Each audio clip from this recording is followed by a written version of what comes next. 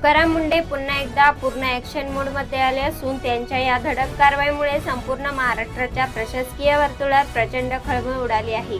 राज्याचे अन्न व औषध प्रशासन आयुक्तपद स्वीकारताना अधिकारी तुकाराम मुंढे यांनी देशातील सर्वात मोठ्या आयुर्वेदिक ब्रँड्सपैकी एक असलेल्या योगगुरू रामदेव बाबा यांच्या पतंजली समूहाला आणि त्यांच्या हरिद्वार येथील दिव्य फार्मसीला खूप मोठा दणका दिला आहे। आयुर्वेदिक औषधाच्या नावाखाली सुरू असलेल्या दिशाभूल करणाऱ्या जाहिराती आणि गंभीर आजार बरे करण्याचे खोटे दावे रोखण्यासाठी मुंढे यांच्या नेतृत्वाखाली संपूर्ण राज्यात एकच वेगळी अद्भुतपूर्ण छापे टाकण्यात आले आहेत। कमालाची गुप्तता पाळत विशेष पथकांनी राज्यातील 7 प्रमुख विभागांमध्ये ही धडक मोहीम राबवली। यामध्ये मुंबई, कोकण, पुणे, नाशिक, नागपूर, अमरावती आणि छत्रपती संभाजीनगर या विभागांचा समावेश होता।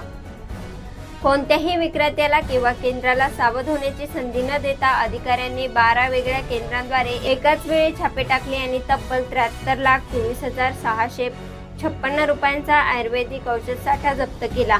या कारवाईत सर्वाधिक फटका कोकण विभागाला बसला असून तेथून 18,58,000 रुपयांची औषधे जप्त करण्यात आली। त्या पाठोपाठ पुणे विभागातून 14,68,000 रुपये, नागपूरमधून 7,26,000 रुपये आणि नाशिकमधून 7,10,000 रुपयांचा माल जप्त करण्यात आला। मुंबई विभागातून 1,85,000, छत्रपती संभाजीनगरमधून 48,000 तर अमरावतीमधून सुमारे 1,500 रुपयांचा साठा ताब्यात घेण्यात आला।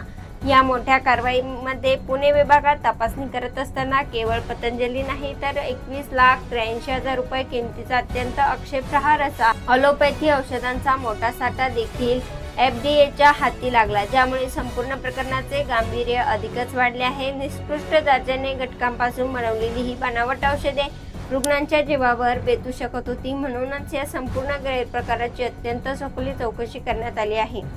पतंजलीच्या ह्या उत्पादनाच्या नावाखाली कारवाई करण्याचे मुख्य कारण म्हणजे औषधे व जादूटोण्याची आक्षेपार्ह जाहिराती कायदा 1954 चे झालेले उघड उल्लंघन हे होते।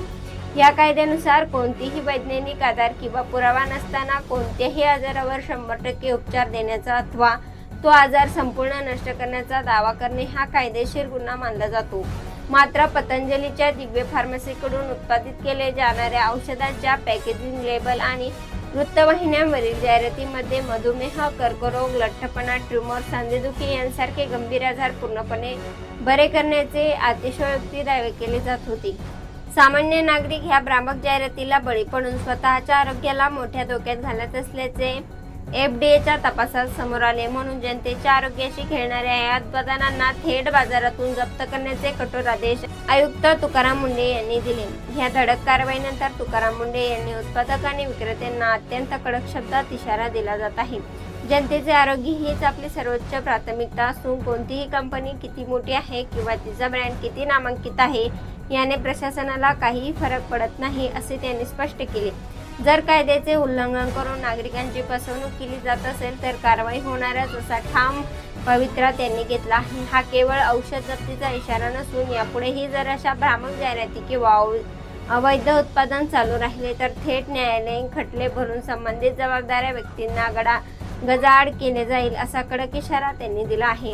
या कारवाईमुळे संपूर्ण देशभरात पतंजली समूहाबाबत पुन्हा एकदा उलटसुलट चर्चा सुरू झाल्या। यापूर्वी देखील देशाच्या सर्वोच्च न्यायालयाने पतंजलीच्या भ्रामक जाहिरातीवर तीव्र आक्षेप घेत योगगुरू रामदेव बाबा आणि आचार्य बाळकृष्ण यांना जाहीर माफी मागण्याचे आदेश दिले होते। महाराष्ट्रातील या 73 लाखाच्या जप्तीविरुद्ध पतंजली आयुर्वेदिक आणि दिव्य फार्मसीचे थेट मुंबई उच्च न्यायालयाने दरवाजे खटवलेले आहेत। न्यायालयाने या प्रकरणात दोन्ही बाजूचे म्हणणे ऐकून घेतले। पतंजलीच्या वकिलांनी असा युक्तिवाद केला की त्यांची औषधे वैद्य परवान्याअंतर्गत बनवली जातात आणि जाहिरातीमधील दावे आयुर्वेदिकच्या प्राचीन ग्रंथावर आधारित आहे। या कायदेशीर लढाईत सध्या मुंबई उच्च न्यायालयाने पतंजलीला अक्षय दिलासा दिला आहे। न्यायालयाने महाराष्ट्र सरकारला आणि FDAला निदर्शन दिले आहे की पुढील आदेश येईपर्यंत पतंजलीच्या उत्पादनावर किंवा त्यांच्या विक्री केंद्रावर कोणतीही नवीन जप्ती अथवा दंडात्मक कारवाई करण्यात येऊ नये। केंद्र सरकार सध्या संपूर्ण देशासाठी आयुर्वेदिक जाहिराती लेबलिंग बाबत एक नवीन आणि एकसमान राष्ट्रीय धोरण तयार करत आहे। तोपर्यंत ही तुर्तास स्थगित कायम राहील, असे राज्य सरकारने न्यायालयाला आश्वस्त केले आहे। त्यामुळे तुकाराम मुंढे यांनी केलेली ही कारवाई पूर्णपणे खरी आणि कायदेशीर असली तरी सध्या न्यायालयाच्या आदेशामुळे पतंजलीवर पुढे कारवाईला स्थगिती मिळाली आहे.